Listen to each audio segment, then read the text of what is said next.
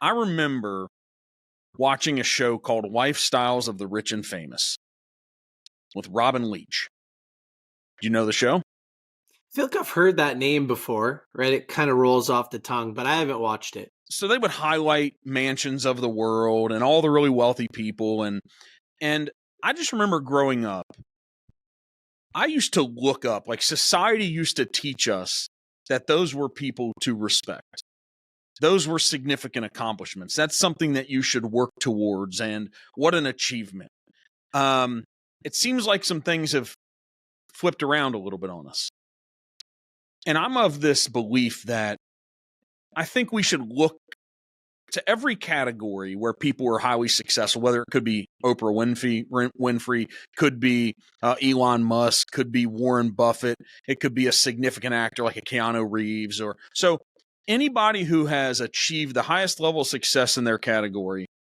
I think we need to stop judging where we're at in our current outcome against them, but we should look to them on what's possible.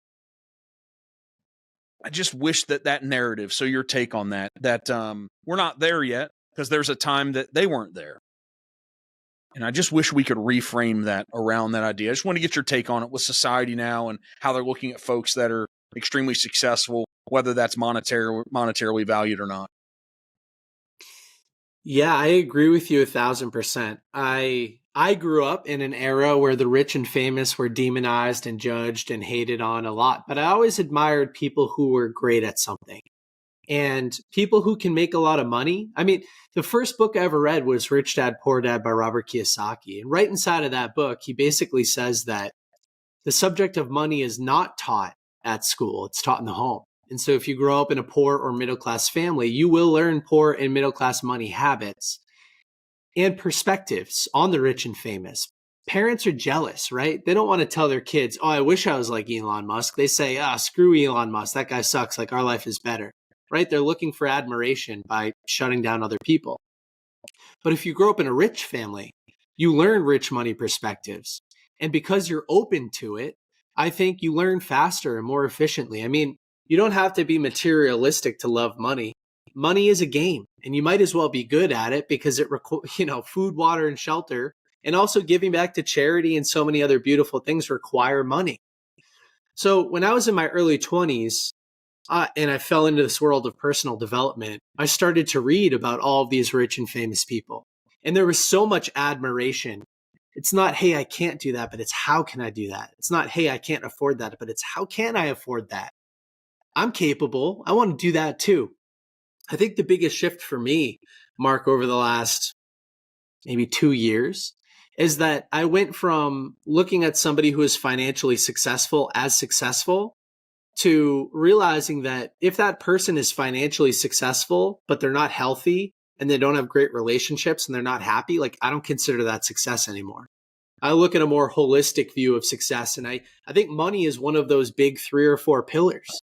Because money removes financial anxiety, gives you space for opportunity, it helps you build, it helps you give back. I think it's a beautiful thing. But you also need to be healthy. Mm-hmm. You need to be able to show up at your kids' t-ball games or hike Machu Picchu when you're 80, right? I think you need to be happy. I think that happiness is important. There are some popular influencers today like Alex Hormozy. I wish we had him on our podcast. I wish I pushed him on this, but he says happiness doesn't matter. I think happiness matters a lot. And then there's relationships. Like if you're healthy and you're rich, but nobody wants to be around you, it's not worth it. So let's that's talk kind of about how this I think happiness about thing, because I might side a little bit here with Alex and with Grant as well. You've interviewed Grant Cardone, yeah, right? And so he's on the side. I just saw a piece of content on him this week that says you're not going to like your job. You're not going to like doing the thing, so do it anyway. That doesn't sound happy to me. But so here's my take on this. Isn't happiness fleeting? Because what is it? And that's what I want your take is because life, no matter how great life is right now, let's say we go out and find the happiest person in the world. Challenges are going to come. And there's going to be some really tough moments in their life. People are going to pass away that they love. Sometimes relationships end. People are having an ever-evolving relationship with their pets more than ever that I've seen. And so there is sadness that's going to arrive in your life, and there's going to be challenges. And so if we're always trying to achieve happiness, is it possible? So, Nick, is it possible? Yeah, I think I do think it's possible. I do.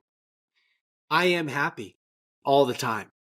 And yeah, challenges happen, failures happen, things are sad, but I'm full of joy. Maybe joy is a better word for this. There you go. I try to optimize for enjoying the passage of time, doing more of what I like, less of what I don't like. For me, joy is pretty similar to progress, and progress requires a lot of failure, a lot of difficulty. You do have to fall in love in some way, shape, or form with the monotonous stuff that nobody else wants to do. Look at David Goggins. Now, David Goggins doesn't look to me like somebody who's actually full of joy or happy at all, but I do think it's important to fall in love if you can with some of the hard work. And for me, I enjoy that stuff. Like, it brings me happiness. I'd rather be doing some admin work that I hate than playing video games or watching TV or something like that. You know what I mean? Because I love it. I really do. Because I think that's important. Found that thing. Yeah, keep going, because it brings you happiness. But that brings you happiness in the moment of what you're liking to do. But it doesn't fix the part, right, of the things that you have to do that are hard that necessarily aren't happy. I don't know. But they're still fulfilling. Yeah, they're still fulfilling to me. I think I had to change my definition of happiness. Yeah, and once I changed my definition, I was happy. Okay, there you go. I practice. So for instance, I've been practicing gratitude pretty much on a daily basis in different formats for the last 7 years or so. How good's that and feel? It feels amazing. There's a great quote from an Indian monk named Gaur Gopal Das. He wrote a book called Life's Amazing Secrets. And he says, it's not happy people that are grateful, but it's grateful people that are happy. So gratitude is the input. It's the action. It's the lead measure. Happiness is the result. It's the output. It's the lag measure.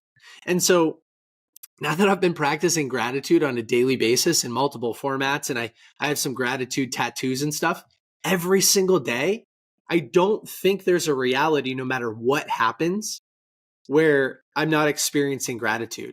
Like, there's too much momentum. Yeah. How does that happen? Because I was sitting there with, so I've been with my significant other. We've been together 15 years. We're not married. It's crazy, but we've been together 15 years.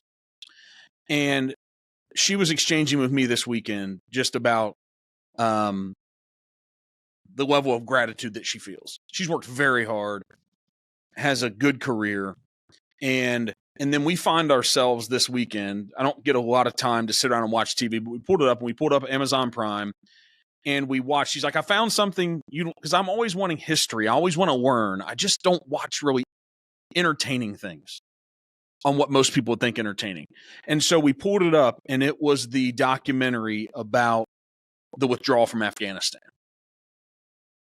and what the citizens went through that lived there, that the difference in them getting out was life or death.